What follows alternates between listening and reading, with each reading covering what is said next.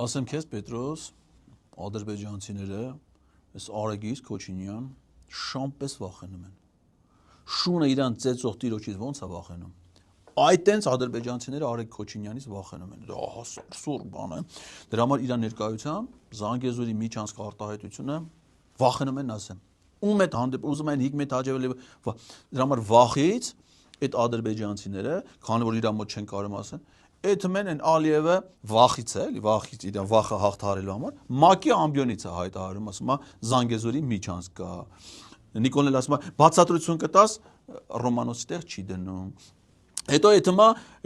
մուսուլմանական երկրների համաժողովին է մասնակցում, այնտեղ է ասում Զանգեզուրի միջանցք, միջազգային տարբեր համաժողովների, Թուրքիայի հետ ամեն տեղ վախից էլի։